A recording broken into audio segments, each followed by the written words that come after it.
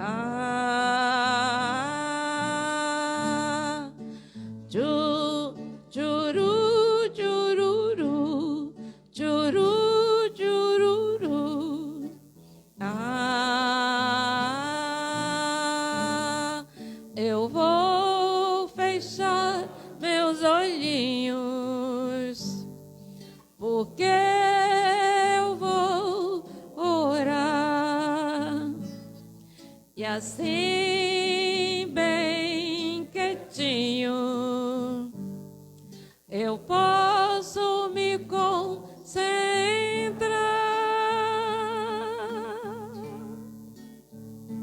E o meu coração vai agradecer pela terra, minha escola, e por viver.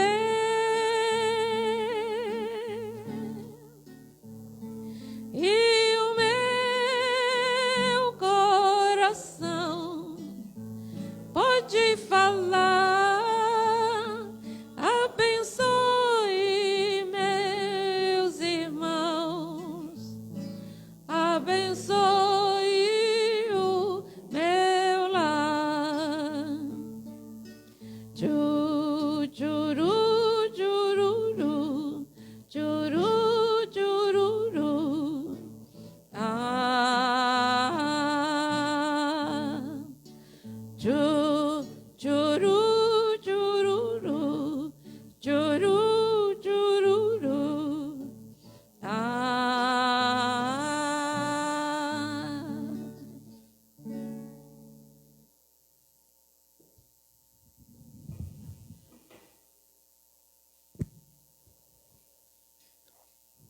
O nosso cordial boa noite a todos os presentes e a todos aqueles que nos acompanham através da live,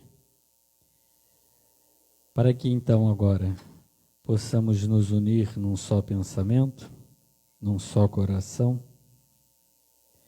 para mais uma vez desfrutarmos deste momento especial que o nosso Mestre Jesus nos reserva, que os nossos amigos espirituais preparam previamente, antes mesmo de chegarmos, que o nosso querido mentor Bezerra, que está sempre conosco, a nos envolver, orientar, e com certeza, mais esta noite, será conosco, nos orientando, nos inspirando. Vamos então fazer a nossa parte, né? Que em primeiro lugar é desligar o celular, tá? Para que não nos incomode. E assim então, possamos desfrutar de cada instante que nos será concedido na noite de hoje. Quanta coisa temos para aprender. Logicamente, muito mais temos para agradecer. Claro que vivemos momentos difíceis lá fora, todo mundo sabe, mas todos estão envolvidos na mesma situação. Então, somos agraciados porque temos um cantinho como este para nos receber, nos envolver e nos dar a oportunidade de apacentarmos os nossos corações e as nossas mentes, de suavizar as nossas angústias, para que então, ao sairmos, possamos estar firmes e fortes no mundo lá fora que nos espera. E hoje, mais uma vez, temos a grata satisfação de receber na nossa casa o nosso irmão Hamilton Batista, que é um trabalhador do Grupo de Estudos Espíritas Discípulos de Tiago, em Duque de Caxias. Dá sempre prazer a todos nós, quando vem à nossa casa e ele se faz acompanhar da sua esposa e família, o que é um prazer para todos nós da Casa do Caminho. Temos um vínculo muito grande, muito antigo, né? E não podemos perdê-lo de vista, né? Temos que deixá-lo sempre juntinho a nós, para que ele não esqueça da gente, né? Porque nós não esquecemos dele e é muito gratificante ouvi-lo. De antemão, já agradecemos ao nosso irmão pelo carinho e por atender ao nosso convite. E agora então, na mensagem do dia que vem do livro Vigiai e Orai, psicografia do Carlos Bacelli, o irmão José. Se já és capaz, é o título. Se já és capaz de velar a cabeceira de um doente, de ouvir sem pressa a conversa de um amigo, de prestar uma informação detalhada a um transeunte que te interpela, de visitar quem esteja acamado, predispondo-se a estar com ele alguns minutos, rendendo a um familiar que necessita de descanso, de escrever uma carta demonstrando interesse pelo companheiro distante, de prestar serviço voluntário numa instituição beneficente, de receber alguém com cortesia em sua casa, sem demonstrar aflição pela lida doméstica interrompida.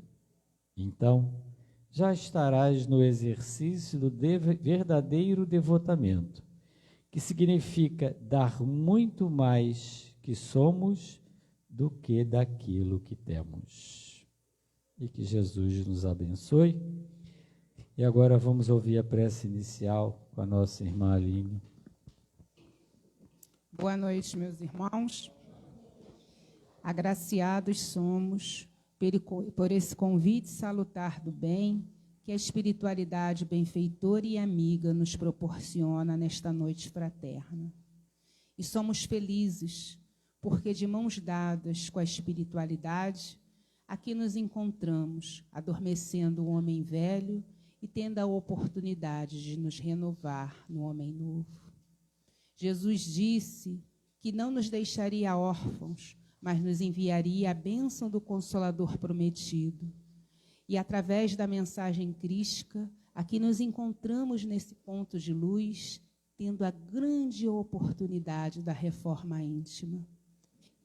Estamos nesse manancial de aprendizado que a espiritualidade nos propicia, não teorizar os ensinamentos que o Pai nos proporciona, mas sim colocar em prática, com a mão amiga, a grande oportunidade da renovação.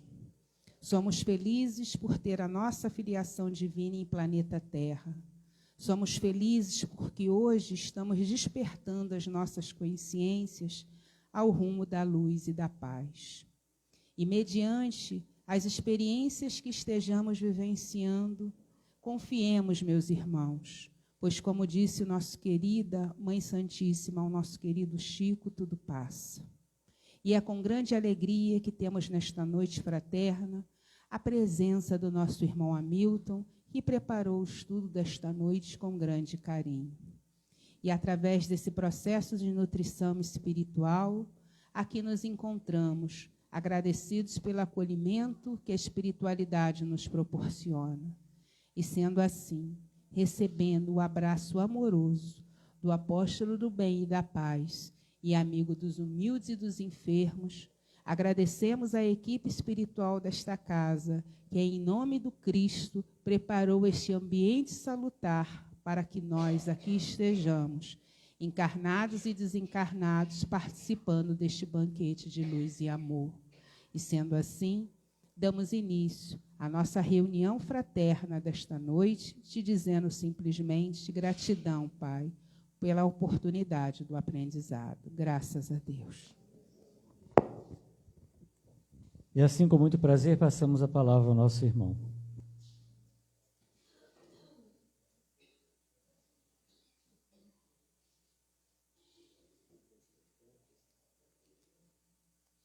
Alô.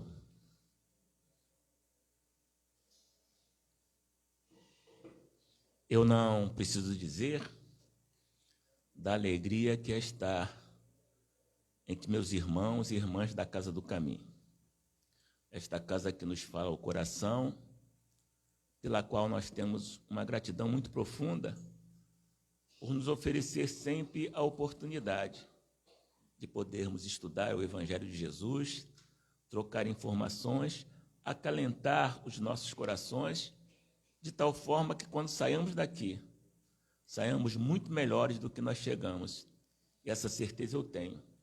E essa certeza que eu quero passar para todos vocês.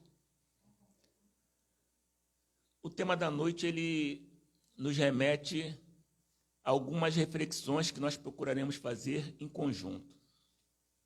Porque o tema que abordaremos é qual o significado da vida.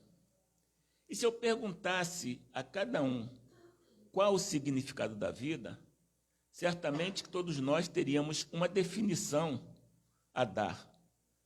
Porque muitos já vivendo algum tempo, outros iniciando a sua vida há pouco tempo, mas já caminhando nessa terra que Deus nos deu para o nosso desenvolvimento, nós temos uma definição para essa pergunta. Mas eu vou iniciar dizendo pequenos trechos do poeta Luiz Gonzaga do Nascimento Júnior, o Gonzaguinha, na música O Que É, O Que É. Ele diz assim: eu fico com a pureza da resposta das crianças. É a vida, é bonita e é bonita. E em seguida ele diz: viver e não ter a vergonha de ser feliz. Cantar e cantar, a beleza de ser um eterno aprendiz. E a música continua aí, mas nós já, nesse início, podemos ver a abordagem do poeta, sem nenhum juízo de valor, que nos traz uma concepção agradável da vida. A resposta é a beleza da resposta das crianças. E viver sem vergonha de ser feliz. Esse é o nosso grande propósito. Mas é interessante que nós possamos abordar o significado da vida pelos seus aspectos da história. E a história nos remete a pensarmos em Moisés, lá no Antigo Testamento. Qual seria o significado da vida para Moisés quando sai do Egito, carregando aquele povo pelo deserto, passando imensas dificuldades, um povo que teve a primazia de acreditar em Deus único, que é o povo hebreu, nos traz essa contribuição maravilhosa, e ele então se dá ao deserto. Na realidade, Moisés não sabia ainda o que ia fazer. Ele queria ir à terra prometida. Esse era o grande desafio. E para ele tornou-se o significado da vida ir e levar o seu povo à terra prometida, que ele não chegou lá. Mas mesmo assim não perdeu o significado. Moisés se dá ao trabalho de conduzir aproximadamente, pelo que a história nos conta, 6 milhões de judeus. Ora, um homem só conduzindo aquela massa enorme, cada um com as suas circunstâncias, cada um buscando sentido diferente para a sua vida, ele teve, então, a condição de carregá-los, porque ele tinha um sentido da vida. E aí nós começamos a imaginar que a vida só tem sentido se nós a encararmos, só tem um significado se nós a encararmos por 2 aspectos. O primeiro aspecto, espiritual. O segundo aspecto, a nossa vida e vivência no mundo físico por um período. Por vários períodos. A vida é uma só. Concordo quando as pessoas dizem, não, mas a vida é uma só, perfeitamente. Mas as existências são muitas.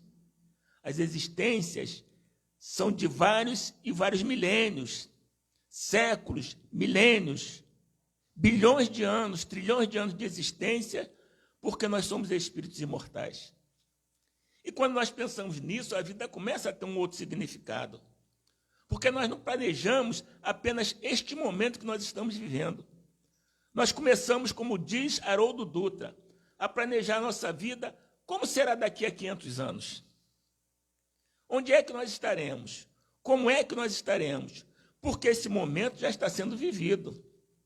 E para vivermos esse momento é necessário que nós busquemos a concepção do que a doutrina espírita nos apresenta e também possamos viver no mundo físico conforme Jesus nos ensinou.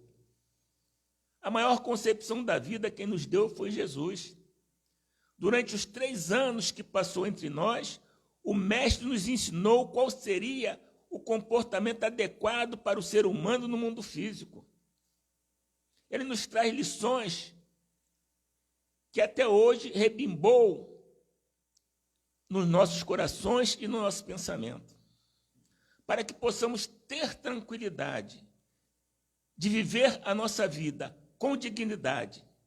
E quando nós acreditamos e somos sabedores de que somos imortais, a vida passa a ter outro significado.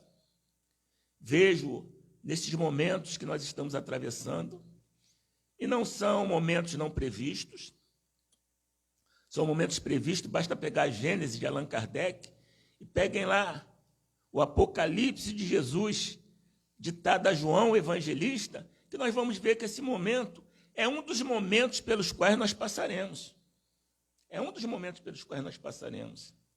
E temos que ter dignidade para com a vida, para passá-lo com tranquilidade. Me assusta ver espíritas com medo da morte, desculpe, mas me assusta. Ver espíritos, como eu falava com José, e José falava para mim, que não acreditam nos espíritos, se nós somos espíritos. Apenas encarnados, mas somos espíritos. As circunstâncias de ir ao mundo espiritual é efêmera. É no átimo de segundo isso pode acontecer. Como vamos temer retornar ao Pai Celestial? Retornar às nossas origens? Então a vida, só para aqueles que não têm um significado, é que podem temer retornar ao mundo espiritual. Mas então Jesus nos apresenta a vida conforme ela tem que ser vivida. E o primeiro momento que ressalta é o seu convite. Jesus inicia o seu messianato convidando os apóstolos Pedro, Tiago e João, irmãos, dizendo para eles que estavam pescando: vinde a mim que eu vos farei pescadores de almas. Eles até aquele momento tinham um significado da vida material, que é o que importa a todos nós. Para nós, nesse instante, o significado da vida é uma boa casa, é ter dinheiro no bolso, é ter saúde e outras coisas mais que o homem coloca no campo material. Mas todas estas coisas são efêmeras. Elas passam ligeiramente. É necessário fazer conquistas maiores, conquistas que vislumbrem o nosso futuro, que vislumbrem a nossa condição, repetindo, de espíritos imortais. Então Jesus convida aqueles jovens, a Pedro, um apóstolo robusto, aquele que conduziria com o mestre até o final, e no final da sua vida, ao ser crucificado de cabeça para baixo, porque ele pediu, que não achava justo, que ele fosse crucificado como mestre. Ele disse: não, a mim não, me coloquem de cabeça para baixo. Porque já tinha entendido qual o significado da vida. Os cristãos entendiam tanto o significado da vida que eram imolados aos leões cantando.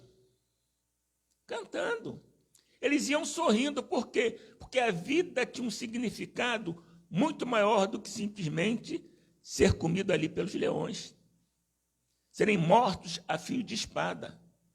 É um significado especial. E Jesus, então, começa a mostrar aos discípulos que a vida tem um significado de ordem espiritual, primeiramente, para que depois, na matéria, nós possamos cumprir as designações que são para cada um de nós. E cada um de nós tem a sua responsabilidade. No campo espiritual, mas no campo material, não podemos fugir às nossas responsabilidades. Imagine quantas casas espíritas estão fechadas hoje. Quantas? Eu fico feliz e fiquei muito feliz quando fui convidado, se eu não me engano é a senhora Márcia, que me chamou para fazer essa palestra na noite de hoje. Vocês não sabem a alegria que transbordou em meu coração ao ver que o ponto de luz aqui não foi fechado. A luz não se apagou, não se apaga jamais, mas se apaga para aqueles que não têm a coragem de enfrentar o que Jesus nos ensinou a enfrentar com dignidade. Então a vida passa a ter um outro significado. As coisas passam a ocorrer de uma outra forma, porque nós não temos medo. Qual o problema? Se o Hamilton sair daqui e amanhã minhas irmãs e meus irmãos souberem que eu desencarnei, qual o problema? Orem por mim, pedindo a Deus que eu tenha a dignidade de chegar na espiritualidade, tendo feito algo na construção da minha imortalidade e podendo ajudar os meus irmãos a terem reflexões excelentes naquilo que nós estudamos. Maria de Magdala estava no túmulo de Jesus, 3 dias após a morte de Jesus. E ela estava ali chorando ainda, quando vai ao sepulcro, unidos, aqueles que restaram ainda, estavam reunidos. E ela gritando, com uma euforia muito grande, olha, Jesus voltou, Jesus voltou. E aí aqueles mais afoitos, mas como Jesus voltou? Nós o enterramos tem 3 dias, mas ele disse que voltaria. E ele voltou. Muito bem. Se Jesus voltou, como é que ia apresentar-se a você? Logo a você, Maria. Aí é aquela coisa que nós gostamos, né? De fazermos juízo de valor sobre as pessoas. Por que a Maria de Magdala? A chamada ex-prostituta.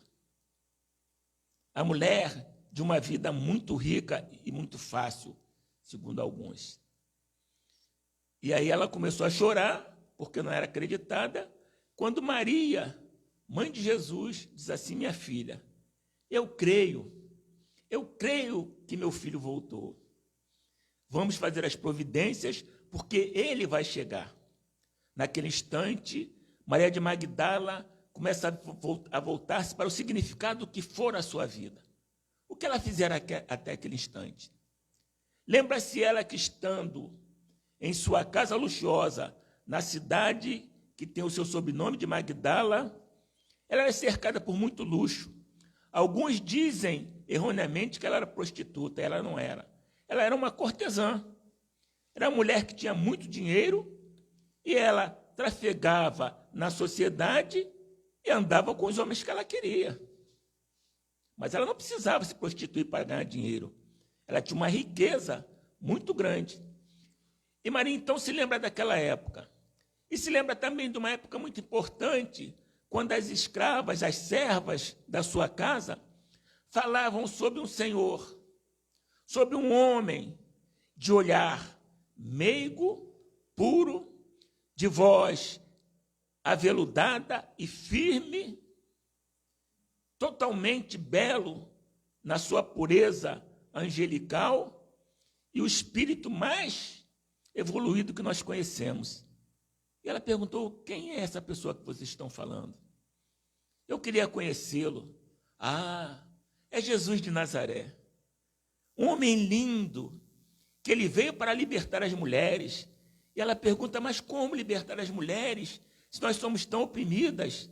Se o povo judeu nos oprime, como até os dias de hoje, como ele veio nos libertar? Ah, Jesus não faz questão. No seu apostolado, seguem-lhe homens e mulheres, crianças. Ah, eu queria conhecê-lo, mas eu tenho vergonha. Como vou me aproximar de um rabi? Como vou me aproximar de uma pessoa tão pura quanto Jesus? E a escrava diz para ela, a serva, olha, Jesus te recebe. Jesus recebe a qualquer um que dele necessite. E Maria diz, eu tenho sede de amor. Não o amor venal que a vida nos proporciona, mas esse amor inconteste, este amor que debanda do coração de Jesus, do seu pensamento, das suas ações. Certa feita, atravessando o lago de Genezaré, ela vai ao encontro de Jesus, depois de marcado, na casa de Pedro. E quando chega na casa de Pedro, aquele apóstolo robusto, que alguns dizem até bastante ignorante, mas Pedro não era ignorante, não. Era um dos mais fiéis apóstolos de Jesus, mas era aquela pessoa que defendia Jesus a todo custo, até puxando a espada para separar a orelha do sumo sacerdote. Ele queria defender Jesus de Maria de Magdala. E quando ela chegou, ele disse assim: ô Maria, aqui não. Aqui você não pode entrar. Mas eu quero ver o mestre. Ele combinou comigo: não, você não vai vê-lo. E Jesus, dentro da casa de Pedro, onde costumeiramente ficava, diz para Pedro: Pedro, deixe que Maria adentre. Ué, mas como é que Jesus sabe que Maria está aqui? Porque havia combinado com ela. E ela então, chegando diante de Jesus, começa a chorar muito e dizendo para ele que não merecia estar ali com ele. E Jesus, na sua paciência, na sua parcimônia, no amor inconteste que tem por cada um de nós, diz a ela: Maria, não chores mais. Não há necessidade de você chorar. Eu venho requisitá-la para o meu rebanho. Basta isso e tudo na sua vida se apagará. Perdoados estão todos os seus pecados. E ela então, olhando para Jesus, sentiu um renascimento em seu coração. O significado da vida para ela, a partir daquele momento, seria totalmente diferente. Ela encontrara Jesus, encontrar o amor que precisava, mas ao mesmo tempo encontrava o carinho necessário para prosseguir na sua jornada, que não seria fácil.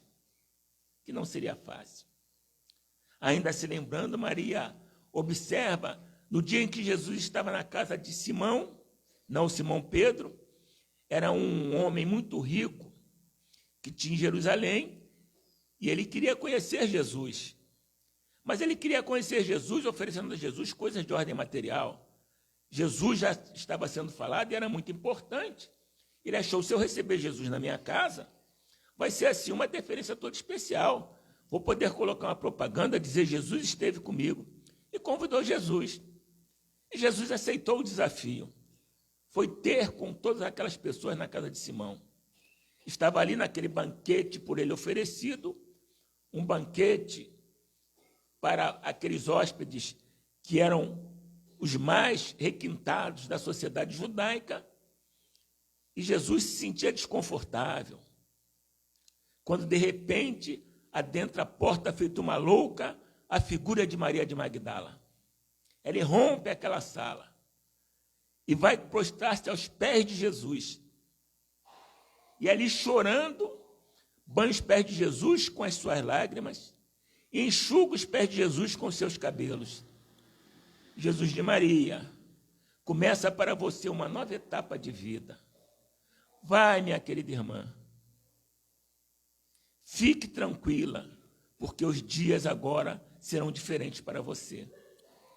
E ela sai, e certamente esse senhor Simão ficou muito preocupado com aquilo que estava acontecendo. Como Jesus recebe uma mulher judia e vem aqui, deixa que essa mulher lhe banhe os pés. Parou.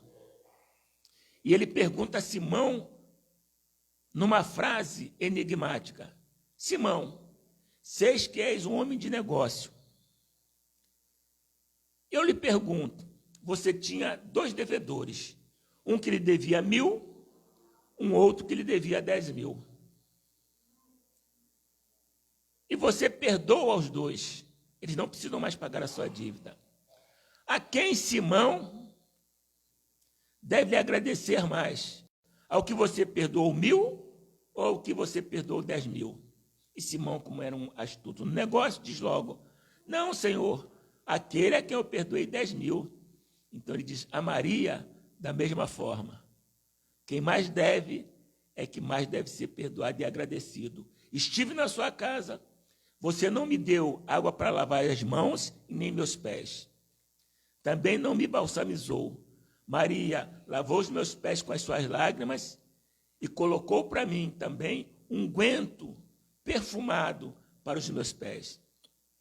E Maria prosseguiu a sua jornada. Era uma vida diferente, uma vida que já tinha significado porque adentrara a vida espiritual. E prossegue com Jesus, acompanhando até aquele momento em que Jesus, então, diante do sinédrio, coloca as suas palavras maviosas, dizendo: o meu reino não é deste mundo, porque se o meu reino fora deste mundo, eu tenho certeza que Deus enviaria legiões de anjos e acabaria com essa farsa. Mas o meu reino não é deste mundo. A nossa vida não é deste mundo. Estamos aqui, não somos daqui. Estamos de passagem. E para isso precisamos refazer conceitos, precisamos refazer condições, precisamos saber que a harmonia está onde nós estamos harmonizados com Deus e com Jesus. Sobre o conhecimento de todas as coisas. E aí poderemos modificar a nossa vida e dar a ela um significado diferente.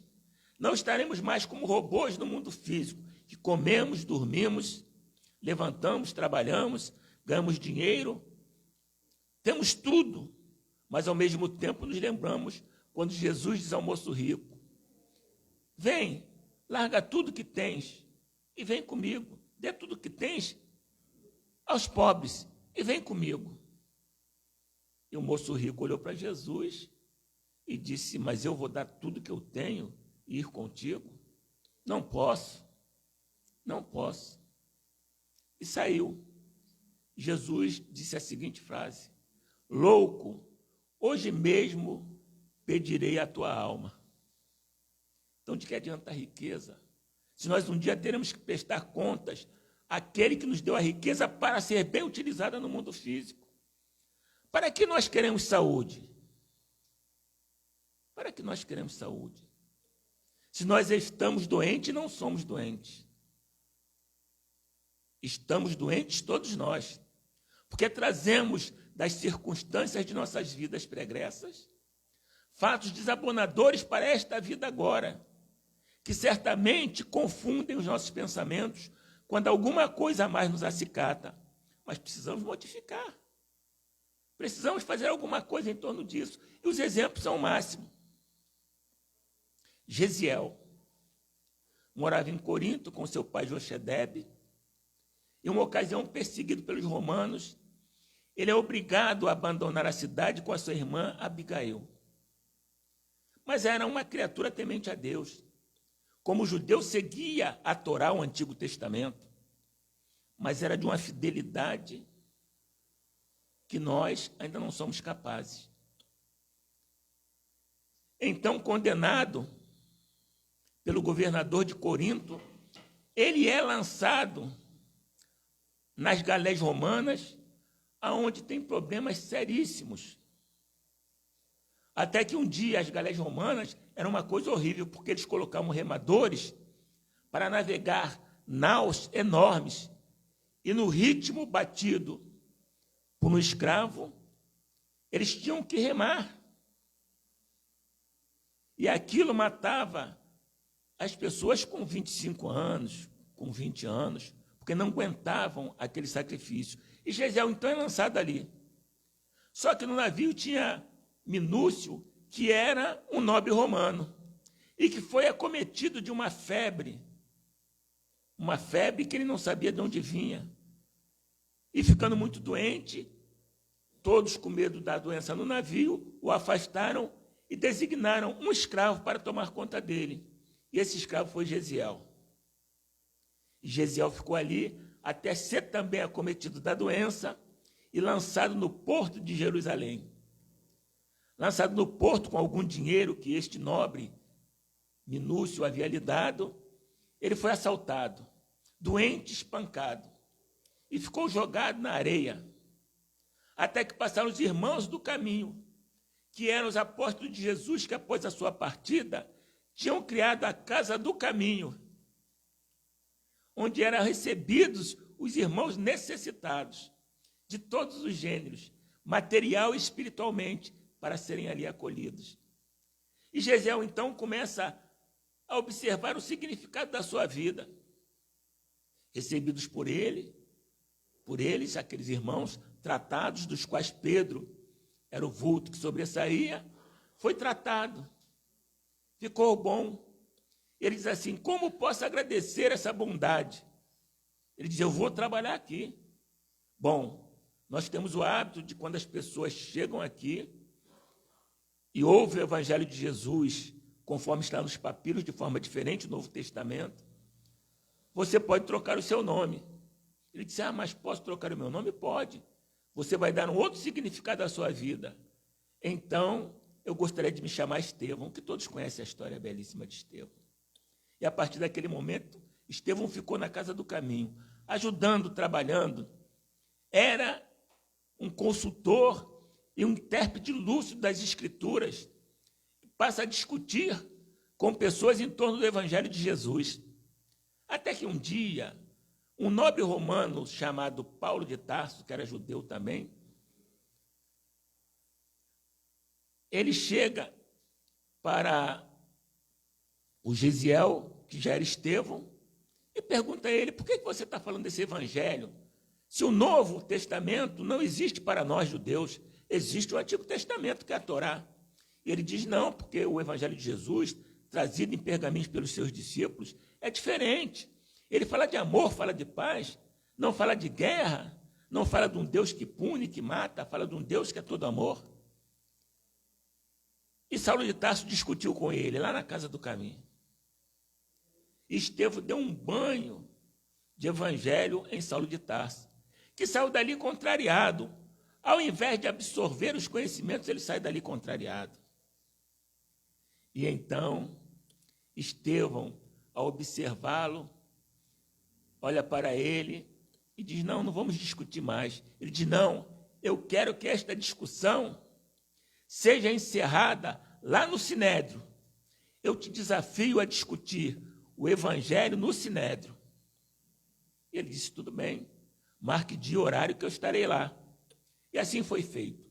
Essa história está no livro Paulo e Estevão. A história de Maria de Magdala está em Primícias do Reino de Amélia Rodrigues. Aqueles que quiserem consultar, é linda a história de Maria, que eu fiz apenas um pequeno preâmbulo. E então, no dia marcado, lá estava Estevão. Só que a história tem uma outra profundidade. Abigail, que era irmã de Estevão e que também fora saíra de Corinto, acompanhando Ananias, que era um servo de Deus e que conduziu-a até Jerusalém. Em Jerusalém, Abigail conhece Saulo de Tarso. E os dois se apaixonaram. E Saulo de Tarso ficou noivo dela e iria desposá-la. No dia marcado, então, lá estava Estevão, apóstolo robusto, e fez um discurso no Sinédrio que balançou as estruturas daquela sinagoga em Jerusalém. Gamaliel, que era um doutor da lei, mas conhecia também os apóstolos de Jesus, ficou extasiado com aquilo que ouvira. Mas Paulo de Tarso, não se dando por vencido, retruca que ele falava heresias e manda apedrejá-lo. Qual o sentido da vida para Gesiel quando sai de Corinto e chega em Jerusalém em circunstâncias totalmente desairosas? Qual o significado da vida dele? Um significado totalmente espiritual, porque o homem consegue absorver aqueles conhecimentos e se transforma. Apedrejado foi, quando assistindo ao apedrejamento estava sua irmã Abigail, e o reconhece, e vai acariciá-lo antes que ele deixasse o corpo físico. E aí, ela naquele instante, vendo que seu noivo havia mandado apedrejar o seu irmão, entra numa profunda depressão, numa tristeza muito grande. De um lado, o irmão que ela amava, do outro lado, o noivo que ela amava e que havia apedrejado seu irmão. E nós começamos a ver que, para a espiritualidade, o sentido da vida é totalmente diferente daquilo que nós, muitas vezes, queremos observar. Porque o sentido da vida para a espiritualidade só o tem se houver evolução espiritual. Essa é a nossa grande finalidade. Evoluir e evoluir sempre. Porque a nossa realidade espiritual é totalmente diferente da nossa realidade física, quando ainda não compreendemos as instruções emanadas dos Espíritos para que possamos navegar neste mundo cheio de provas e expiações ainda. E Abigail, então, tempos depois, parte também para o mundo espiritual. E aí nós vamos verificar agora qual o sentido da vida para Saulo de Tarso, o doutor da lei, perseguidor dos cristãos. Após a morte de Jesus, ele se torna um voraz perseguidor dos cristãos, porque não considerava o novo evangelho, principalmente, partindo de um carpinteiro que fora crucificado. E Saulo de Tarso continua a sua perseguição, até que um dia, saindo de Jerusalém, pela estrada de Damasco, Saulo de Tarso enxerga um clarão, ele e seus cavaleiros, perseguidores, um clarão que só ele vê, uma luz que só ele viu, e o cavalo. E ele cai do cavalo. E aquele clarão pergunta a ele: Saulo, Saulo, por que me persegues? E ele, já genuflexo, de joelhos, caído obrigatoriamente, que tinha caído do cavalo, ele diz: quem és, Senhor? Olha a consciência como funciona, né? Quem és, Senhor? E a voz responde para ele: eu sou Jesus, a quem tu persegues. E ele aí, acabrunhado, fica e diz: Senhor, o que queres que eu faça? Naquele instante, Saulo de Tarso tem a sua vida modificada totalmente em torno do Evangelho de Jesus. Senhor, o que queres que eu faça? Será que também nós não precisamos avaliar o significado da nossa vida perguntando a Jesus: Senhor, o que queres que eu faça? Tanta tristeza, tantos problemas, tantas doenças, mas se nós não estivermos alinhados com o Evangelho de Jesus, nós não iremos a lugar nenhum. A vida realmente perderá o significado quando nós vemos perder o significado para tantas pessoas. Estão se imolando no corpo físico, estão se defiando, estão se entristecendo, estão se acabrunhando. A depressão é hoje um problema sério, uma doença seríssima que invade o coração das pessoas, principalmente nesses tempos em que a doença graça e ataca a todos indistintamente. Mas, se nós tivermos Jesus em nosso coração e um sentido para a nossa vida, a coisa fica diferente. E Paulo, então, parou. Ficou cego. Teve que submeter a Ananias para voltar a enxergar.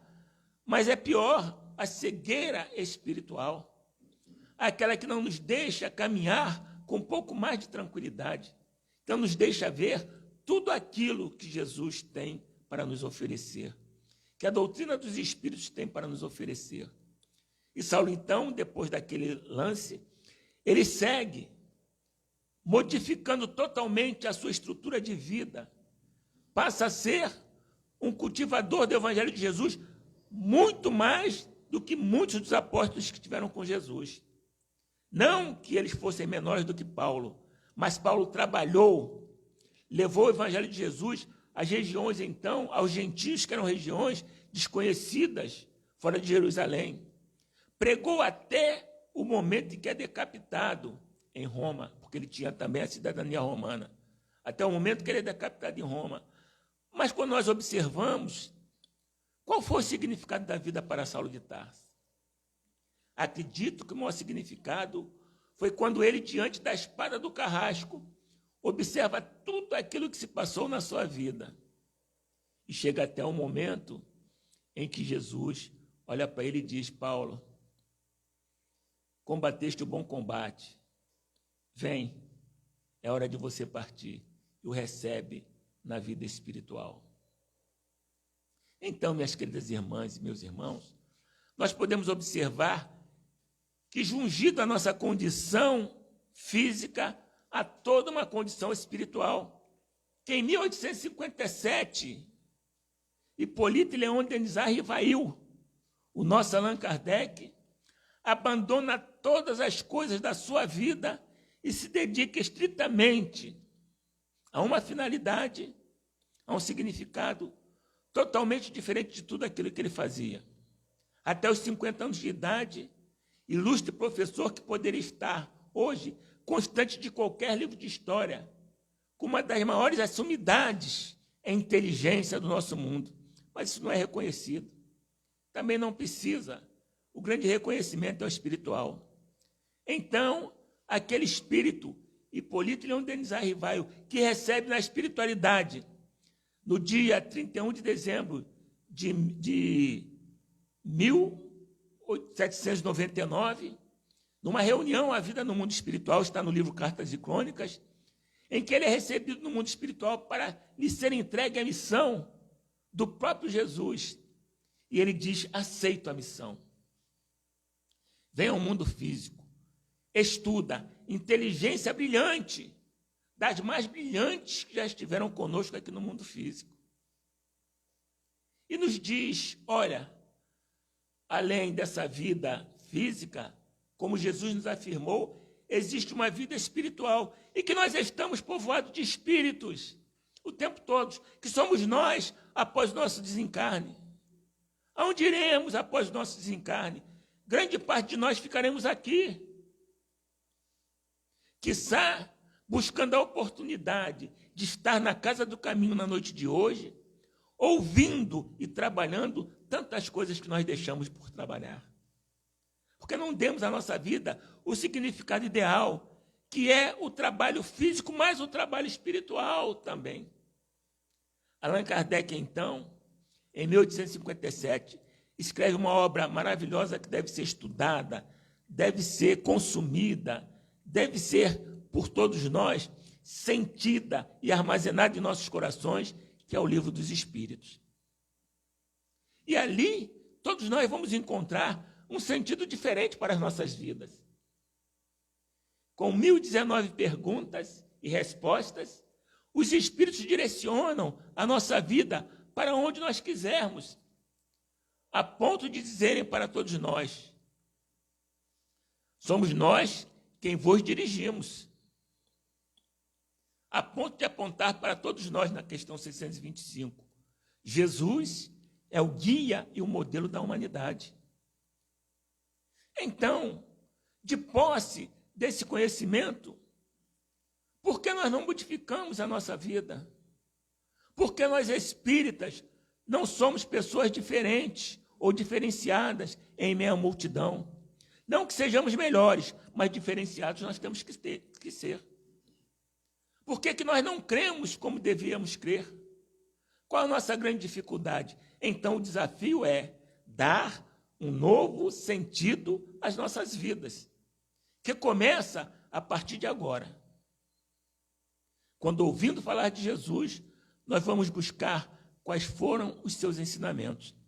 Vos disse, inicialmente, que Jesus nos deu diretrizes para nossas vidas, que começa lá na simplicidade de buscar pescadores de almas, espíritos que pudessem pescar almas para que elas fossem diferenciadas. Mas, ainda assim, as lições de Jesus foram todas elas voltadas para o amor inconteste a todos nós. Diante da mulher adúltera para ser apedrejada, Jesus nos dá uma lição excelente. Quem dentre vós, estiver sem pecado, é o erro, ermátia. Atire a primeira pedra. Em muitos momentos da nossa vida, nós teremos que fazer essa indagação. Eu posso atirar pedra no meu irmão? Se contra mim tem tantas coisas, como atirar pedra nos outros? Diante de Maria de Magdala, como já nos referenciamos, vai, não peques mais. Diante da mulher hemorroísa, curada quando toca em Jesus, ele olha para ela: eu posso vos dar da água da vida, para que possas beber. E o que nós estamos fazendo? Porque não buscamos, nesse exato momento, um outro significado das nossas vidas, que sejamos diferentes, que possamos seguir as lições de Jesus com muita tranquilidade. E as suas lições para o dia a dia são muitas. Diante de Pedro, ele diz: Pedro, olha, quando o galo cantar, 3 vezes me terás negado. A premonição de Jesus disse que Pedro o haveria de negar. Então Pedro diz: não, Senhor, eu jamais o negarei. Que é isso? E nós também somos assim. Jamais negaremos a Jesus, mas quando a coisa aperta, é mais fácil negar. E Pedro negou Jesus 3 vezes. Conta Humberto de Campos que Jesus estava preso e observa Pedro passar cabisbaixo depois que o havia negado, no livro Boa Nova. E Jesus, por pensamento, diz a Pedro: Pedro, meu amigo, eu te perdoo. A tua condição como ser humano ainda é uma condição muito pequena para entenderes aquilo tudo que eu poderia pedir perdão a Pedro saber. Quando nós entendemos qual a verdadeira designação que a espiritualidade tem para cada um de nós. É interessante quando nós buscamos nas obras de André Luiz, quando nós buscamos nas obras de Emmanuel, nos livros, então aquela coleção Fonte Viva, que todos os dias podemos ler aquelas obras, e ali estão trechos interessantíssimos de oportunidades para a nossa vida. De oportunidades belíssimas que nós teremos que aproveitar, dando um direcionamento, porque às vezes nós ficamos sem direção. As perturbações do dia a dia, os problemas do mundo físico atrapalham a nossa questão espiritual, mas a espiritualidade sabe disso. Ela sabe das nossas dificuldades quando da reencarnação, porque são 2 aspectos totalmente diferentes, mas vivenciados pelo mesmo espírito. Um aspecto espiritual e outro aspecto físico. E aí fico me lembrando, na obra Missionários da Luz, quando Alexandre, conversando com André Luiz, e surge um fato novo sobre as questões reencarnacionistas, e André diz para ele: não, eu não posso reencarnar agora. Eu sei que ainda tem algumas coisas a serem cumpridas, mas agora não. Mas por que ele diz agora não, um espírito como Alexandre, que já estava no mundo espiritual há muito tempo? E nós compreendemos que, instaurados no corpo físico, o nosso fracasso é de 98%. Se fosse 100, 98 vezes nós erraríamos. E como modificar isso, Hamilton? Pode ser modificado? Pode ser modificado, sim. Que possamos deixar falhar 5%.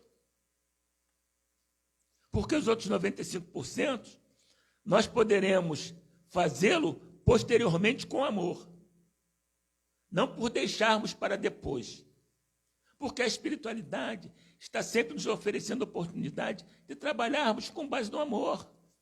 A reencarnação é uma bênção para todos nós, para a modificação das nossas existências, para a modificação da nossa vida, para buscar nela o significado essencial, que é o trabalho com Jesus. É o espiritismo com Jesus, fazendo a nossa pequenina parte. E às vezes as pessoas ficam aflitas, afoitas, porque não conseguem parar um minuto só para pensar no bem. É difícil, perfeitamente, mas Jesus nos dá a validade. No mundo tereis tribulações. Jesus não disse para nenhum de nós que seria fácil, mas tem de bom ânimo, porque eu, Jesus, venci o mundo, e nós também podemos vencê-lo. Basta que possamos dar dignidade a todas as coisas que nós fazemos. Então, Allan Kardec, em O Livro dos Espíritos, a questão crucial para a mudança da nossa vida é a questão número 1. que é Deus. Não é o que é que é Deus. E os espíritos ilustres respondem: inteligência suprema, causa primária de todas as coisas. O Criador incriado. Difícil de nós compreendermos. Ora, se nós temos dificuldade ainda em compreender a definição de Deus conforme os Espíritos colocam, eles nos facilitam a vida, nos dão Jesus. Quem é Jesus? Aí sim, quem? O Espírito mais evoluído que nós conhecemos.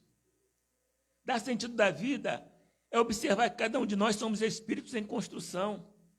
Nós somos espíritos em construção, que poderemos modificar as nossas tarefas e as nossas excepções todas as vezes que desejarmos, que poderemos fazer isso durante toda a nossa existência, essa existência agora, que nós poderemos obter de Deus a concepção de tudo aquilo que nós desejarmos, a partir do momento que respeitarmos a vontade do Pai Celestial.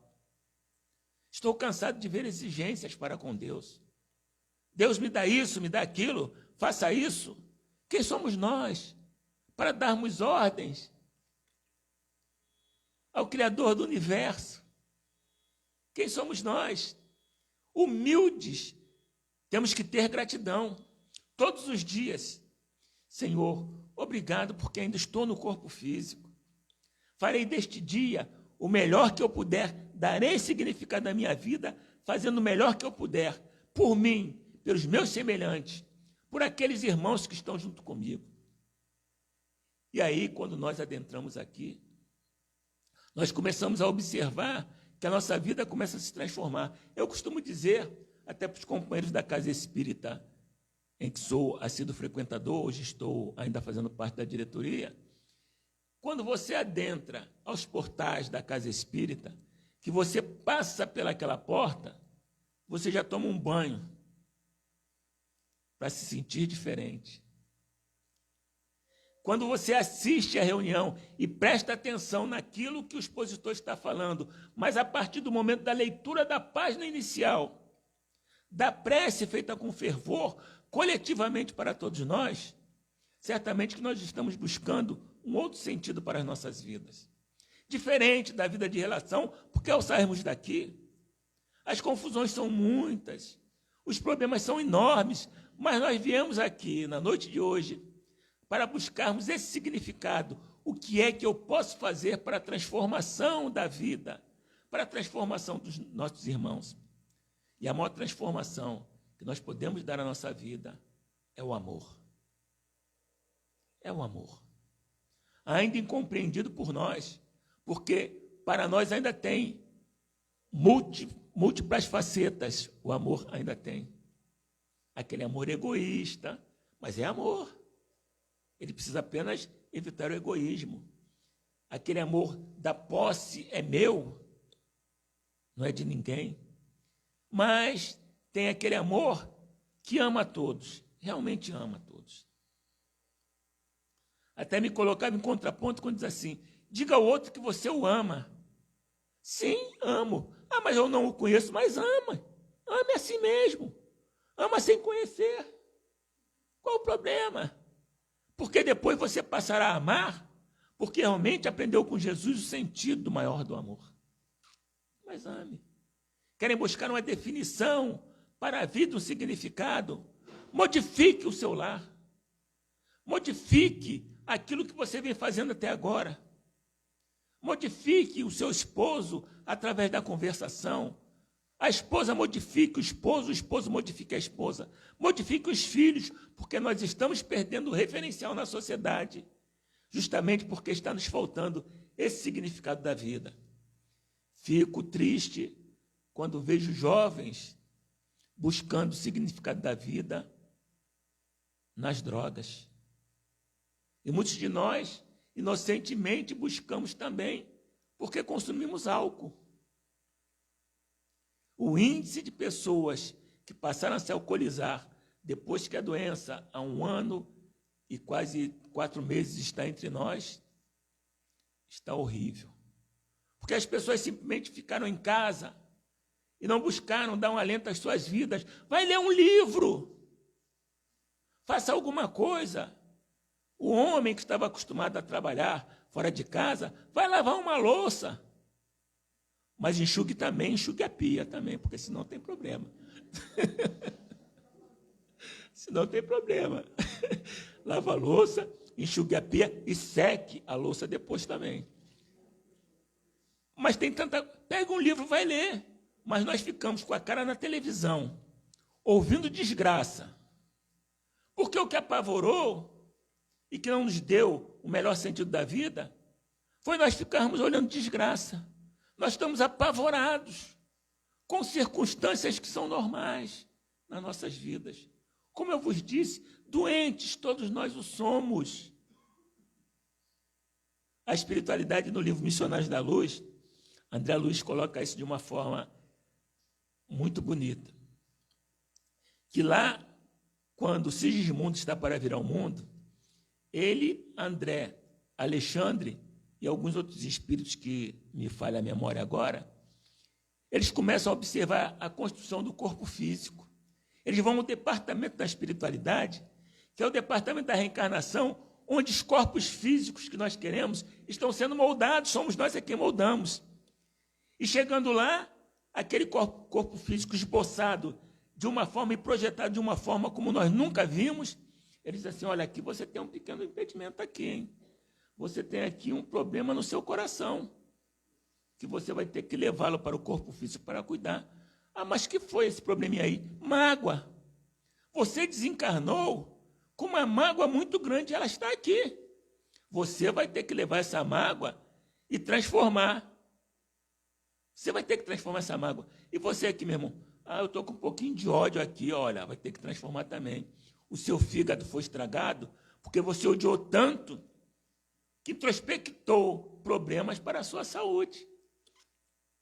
Então, quando nós observamos essa anuência do mundo espiritual, aos problemas que todos nós carregamos, a gente passa a pensar diferente. Nós passamos a viver diferente. Nós passamos a olhar os nossos irmãos, como sempre digo aqui, como nossos irmãos verdadeiramente. Porque todos nós somos filhos de Deus. Não importa a situação em que nós nos encontramos agora. Outrora, quando eu fazia minhas orações, eu só orava pelas pessoas de bem. Jesus proteja Francisco Cândido Xavier, Adivaldo Pereira Franco, Raul Teixeira. E começava a falar nomes, mas esquecia de orar pelos inimigos, que Jesus nos dá essa afirmação, deveis orar pelos vossos inimigos, mas é meu inimigo, tudo bem. Qual é o grande problema? Você não precisa conviver com ele, mas orar por ele você pode. Até para que ele não atrapalhe a sua vida, não atrapalhe o seu caminho. Então, nós começamos a encadear diversas definições. Vida imortal. Nós nunca morreremos. Daqui a 3 milhões de anos, nós estaremos falando sobre isso de novo. Vamos nos encontrar. E lembra aquela época que nós frequentávamos a Casa do Caminho?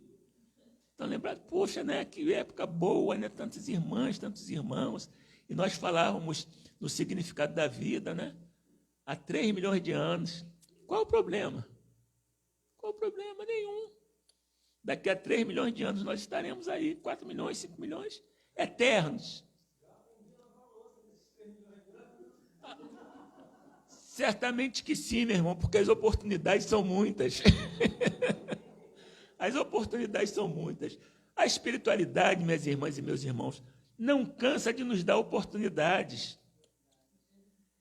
Essa oportunidade aqui é uma bênção de Deus para cada um de nós. E até pergunto neste momento, quantas casas espíritas não têm essa oportunidade que nós temos aqui? Sabe por que é muito bom? Eu tenho feito umas lives para algumas instituições que não têm o presencial, me pedem para fazer live. Eu confesso que eu sinto uma dificuldade muito grande de falar para a tela do computador, eu fico maluco. Mas a gente aprende a trabalhar e faz. Mas esse aconchego, esse calor humano, esse pensamento uníssono nas coisas que nós precisamos buscar é diferente. Esse é diferente. Nós temos que estar juntos. Nós precisamos uns dos outros. Nós precisamos trabalhar para que a nossa vida tenha um significado. E o trabalho é tanto no mundo físico quanto no mundo espiritual. E trabalho, segundo os Espíritos, é tudo aquilo que nós fazemos de útil em nossas vidas. Qualquer coisa que nós estivermos fazendo de útil é trabalho e dá outro significado da vida. Uma senhora inglesa, aos 80 anos de idade, toda a família dela havia partido e ela ficou sozinha. Às vezes isso acontece. Nós vamos criando idade e os nossos pares partem alguns antes de nós e nós ficamos sem referencial. Porque conversar com um jovem, por exemplo, é bom. Eu gosto de conversar com os jovens, mas é difícil. Porque são gerações diferentes. Podemos conversar sobre o Evangelho de Jesus. Isso aí nós vamos conversar à vontade. Mas algumas coisas são diferentes. Nós não temos. Então, essa senhora, ela estava se entristecendo. A casa sem arrumar, tudo ficando jogado para lá. E vem um amigo espiritual e diz para ela assim: vamos construir e reconstruir essa vida. Comece arrumando a sua casa. Mas arrumar para quem? Arrume para você. E ela foi e arrumou a casa. E ficou bom, ela gostou. Compre flores. Ela foi até o local da florista e comprou flores, botou na casa, ficou bonita. Faça um bolo. Fazer bolo para quem? Para eu comer? Oferece aos vizinhos. Você tem tantos vizinhos. E agora o que é que eu faço? Faz um chapéu bonito, um vestido bonito para você e vai para a rua. E ela fez o chapéu, o vestido e foi para a rua. Modificou a sua vida, porque ela não tinha um incentivo para melhorar naquela condição que ela estava, aos 80 anos.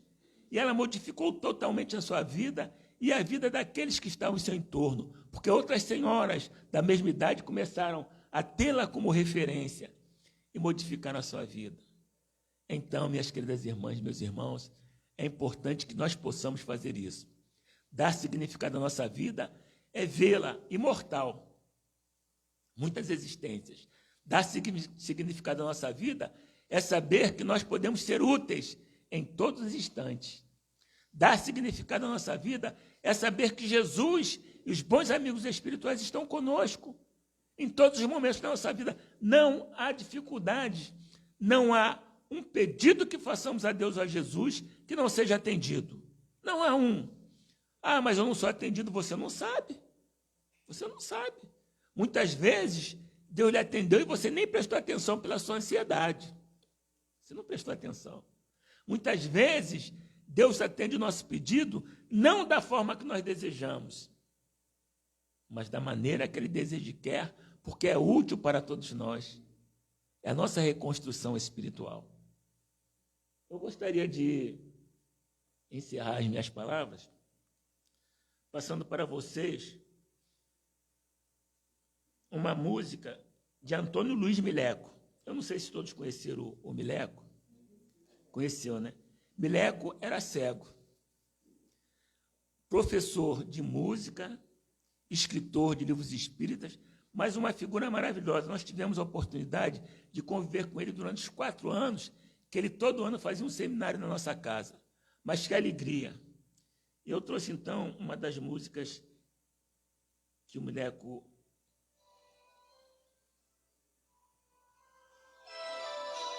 Eu gostaria que vocês levassem isso como significado da vida.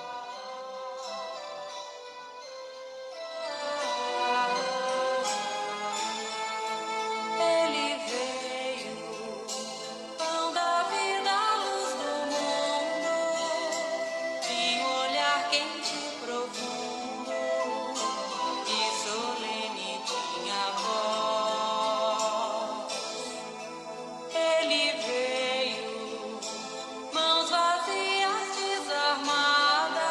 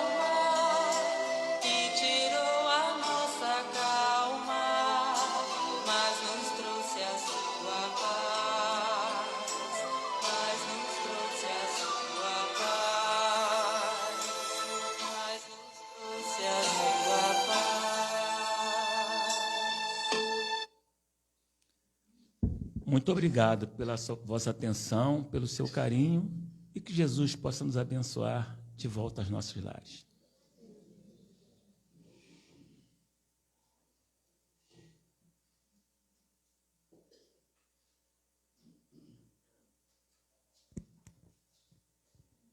Nós é que temos que agradecer, né?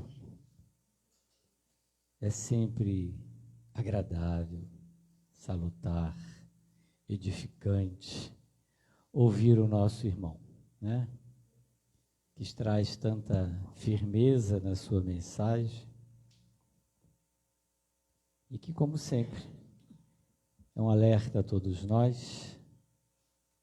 Afinal de contas, nós viemos aqui foi para aprender um pouquinho mais, para sairmos daqui um pouquinho mais ricos, né?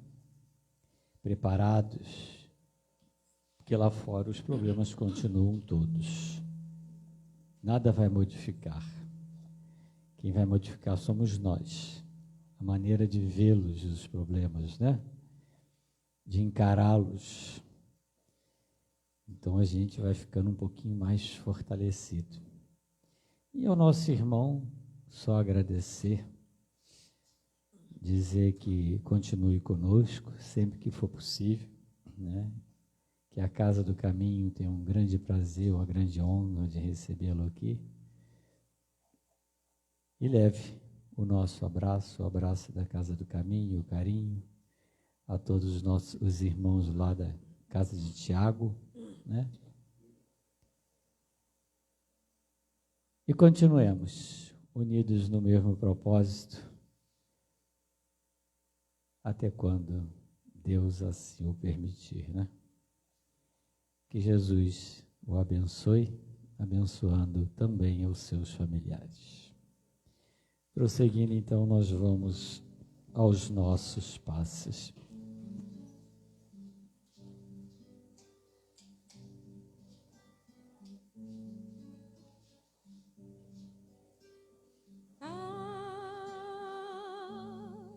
Ave Maria,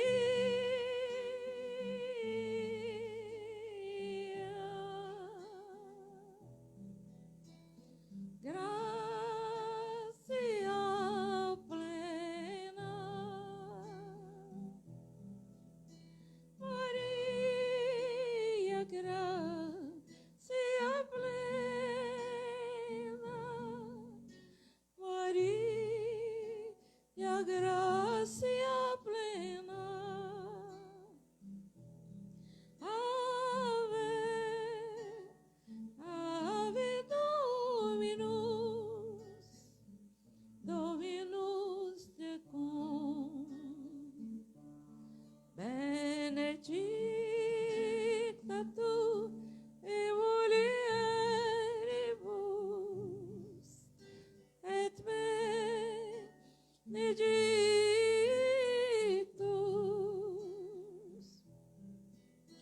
et benedicto fructus ventris tui, Iesus.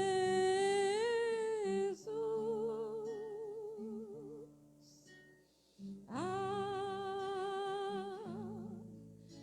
Maria.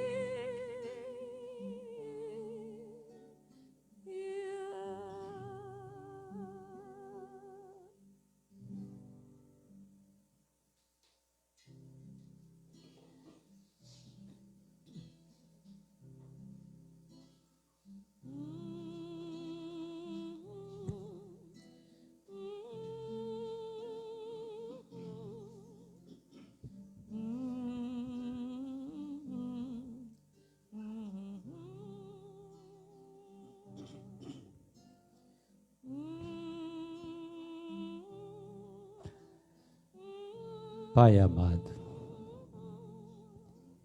Deus de amor e bondade, nesse instante somos todos gratidão. Quão gratos queremos ser. Nestes momentos difíceis que atravessamos, diante de tanta dor, de tanto sofrimento, somos convidados a vir à tua casa, sermos envolvidos nesta luz, nesta paz, nesta harmonia que aqui encontramos. Além de tudo, somos agraciados para aprendermos um pouquinho mais. Através da mensagem do nosso irmão Hamilton, que com tanta propriedade tocou os nossos corações. Por isso, Pai amado, rogamos a Ele, para Ele e seus familiares, bênçãos de luz, paz e saúde. Continuamos, Pai amado, nesta nossa caminhada, sob a Tua orientação, sob o Teu amparo.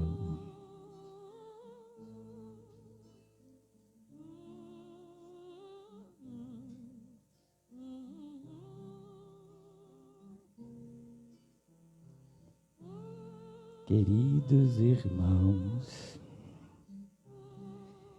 que a paz do Cristo esteja convosco.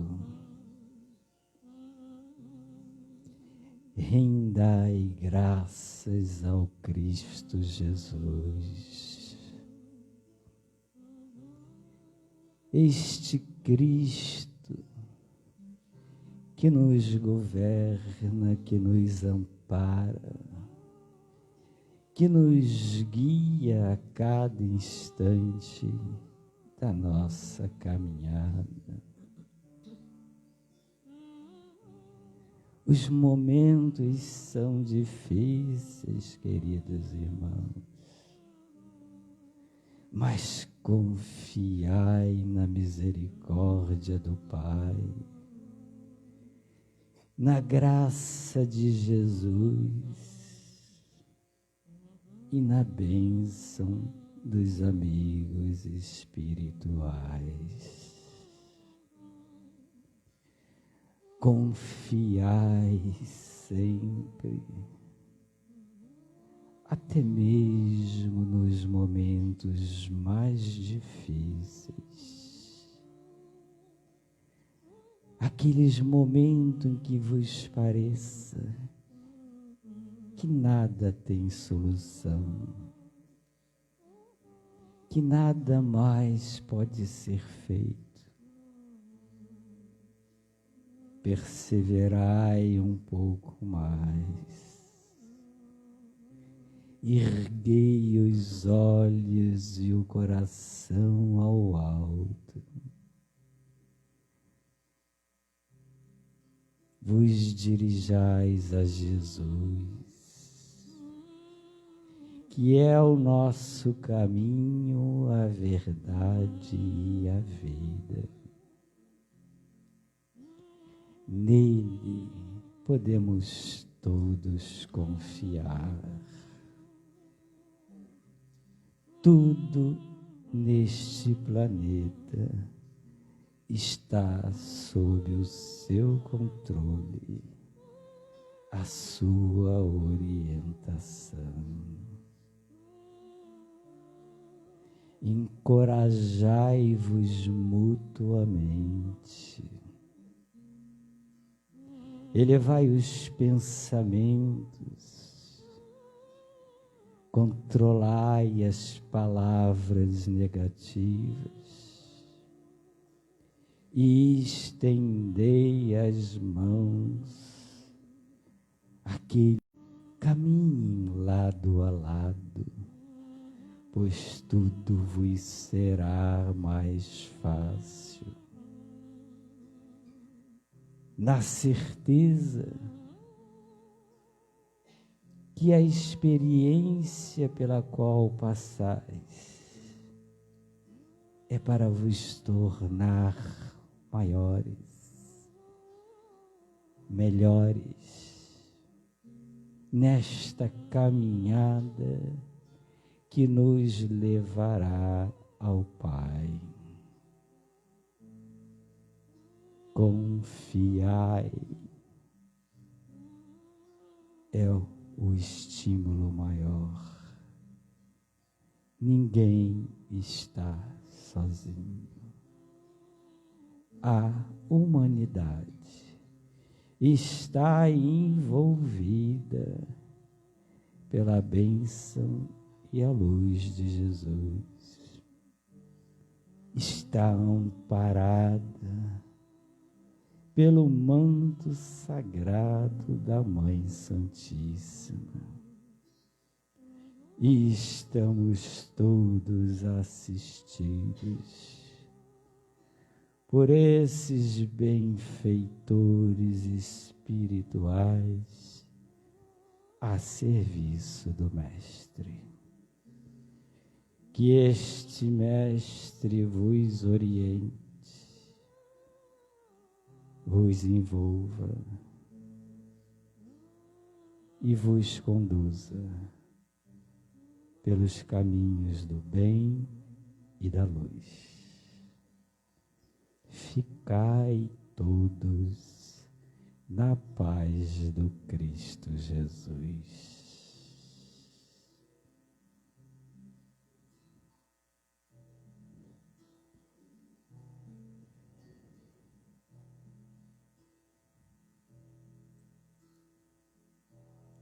Quanta luz neste ambiente, descendo sobre nós, vibrando em nossa mente. Quanta luz, quando assim em prece nossa alma cresce aos olhos de Jesus.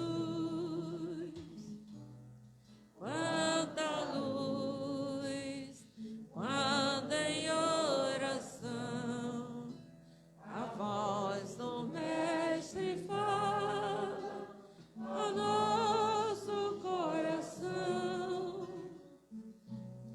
Quanta luz descendo sobre nós.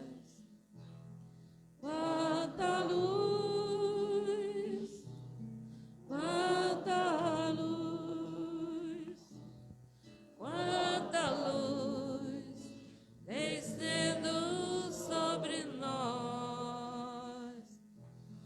Quanta luz, quanta